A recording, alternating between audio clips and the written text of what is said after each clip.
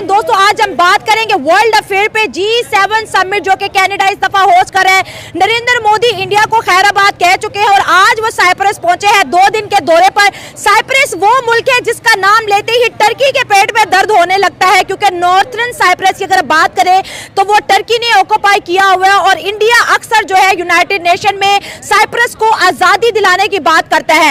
ये सरासर जो है टर्की को प्रेशराइज करने की कोशिश की जा रही है। नरेंद्र मोदी का ये विजिट टर्की के लिए ओपन चैलेंज है कि अगर तुम पाकिस्तान के साथ मिलकर कश्मीर को सपोर्ट करोगे तो हम जो है साइप्रस को सपोर्ट करेंगे और साइप्रस की जो आजादी की मूवमेंट है उसको। नेतन्याहू का एक क्लिप बहुत तेजी से वायरल हो रहा है जिसमें वो बात कर खामिनाई चाहिए, जब तक खामिनाई नहीं मारा जाता तब तक ये जंग जो है वो जारी रहेगी। अप्रिशिएट करता हूँ ईरान को कि उसने अच्छा स्ट्राइक किया है और अच्छा जवाब दिया है, क्योंकि अगर ईरान खत्म हो गया उसके बाद बारी पाकिस्तान किया गया। आप मानते हैं कि बारी पाकिस्तान के 2011 में इसराइल के जो पीएम नेतन्याहू ने बोला था कि ईरान के बाद हमारा जो हिट है वो पाकिस्तान है। बात तो सही है। जॉर्डन एक इस्लामी मुल्क है और जो ईरान मिसाइल इसराइल पर दागता है जॉर्डन जो है उसको गिरा देता है। जॉर्डन गिरा देता है क्योंकि ये सारे क्या मुसलमान और क्या भाई ये तो गजब बेइज्जती है। इसराइल स्ट्रॉन्ग है, but the thing is that कि हमें अदर पहलू ईरान को भी देखना चाहिए कि ईरान पे सैंक्शंस बहुत हैं। जी यहाँ पे हम तो टेररिज्म की बात कर रहे हैं ना, अगर मुस्लिम कोई करे तो वो टेररिस्ट है। अब इसराइल जो कर रहा है तो उसको कोई टेररिस्ट नहीं बोल रहा। उसको सबसे पहले ये देखे हमारे जो मुस्लिम कंट्री ना उनकी सबसे पहले ये नालायकी है, ठीक है, क्योंकि फेस करेंगे। तो नरेंद्र मोदी विजिट कर रहे हैं साइप्रस का। साइप्रस की स्टोरी जैसे आपको पता है कि टर्की जो है साइप्रस को रूल करता है, north part of Cyprus.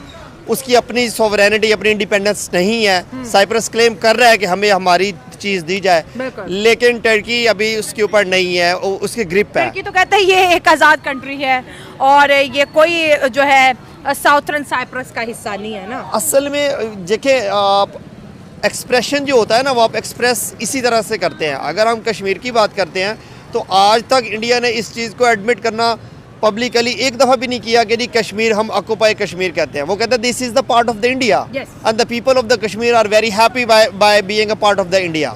So they don't consider it as a independent state और एज अ इंडिपेंडेंट कंट्री और व्हाटएवर।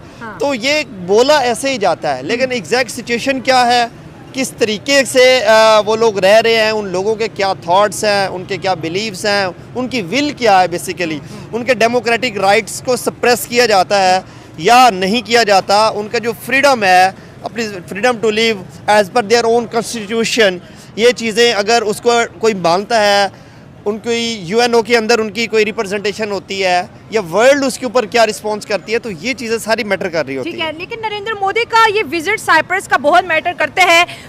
खुल्ला टर्की को धमकी है कि भाई अगर तुम पाकिस्तान के साथ मिलके कश्मीर के मामले में यूनाइटेड नेशन में जाके आप जो है तकरीरें करेंगे तो हम जो है बात करेंगे नॉर्थर्न साइप्रस की, जिसको टर्की ने ऑक्यूपाई किया हुआ है, और साथ साथ वो साउथर्न साइप्रस जो कि एक आइलैंड है, बहुत छोटा सा है, हम उसके साथ जो है कोऑपरेशन बढ़ाएंगे, हम उसके साथ डिफेंस कोऑपरेशन बढ़ाएंगे, हम जो है साइप्रस को स्ट्रेंथन करेंगे। और साइप्रस की स्ट्रेंथ सीधा धमकी है टर्की को कि टर्की की आर्मी और टर्की फिर वहाँ पर टारगेट होगी। देखिए जी, बिल्कुल एक तरीके से ये बात है, लेकिन मैं जहाँ तक मेरी अंडरस्टैंडिंग है, आपकी जो जियोग्राफिकल पोजीशन है ना वो बहुत मैटर कर रही होती है। फॉर एग्जांपल अब इंडिया, पाकिस्तान और कश्मीर ये इंटरलिंक्ड है, इनका एक शेयर्ड बॉर्डर है, ठीक है। टर्की की बात करें, साइप्रस की बात करें, इंडिया की बात करें, उनके बॉर्डर शेयर्ड नहीं है।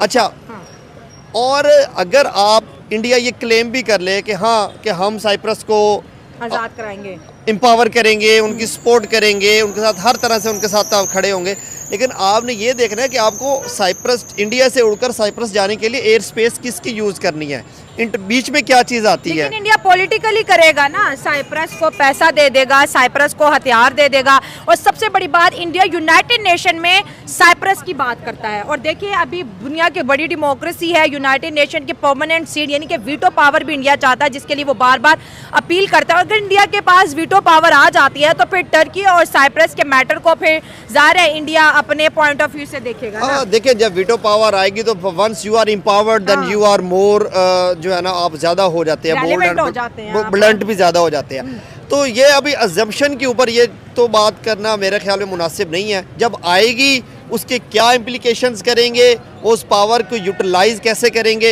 ये तब की बात है। तो तैयब उर्दुगान को इस विजिट के मद्देनजर देखिए अगर हम स्टडी करें तो प्रेशर आएगा टर्की पर? डेफिनेटली आएगा, क्यों नहीं आएगा। ये एक बड़ी डिप्लोमेटिक सक्सेस होगी इंडिया की तरफ से और एक बड़ा स्ट्रेट फॉरवर्ड जो है ना सिग्नल और एक मैसेज होगा टर्की के लिए कि भाई अगर आप हमारे मामलात में इंटरवीन करेंगे तो हम भी आपके जो नेगेटिव पॉइंट्स हैं या जो आपके लूप होल्स हैं या वो एरियाज जहाँ पर आपको पेन होती है हाँ, तो हम भी वो दुखती रग दबाएंगे।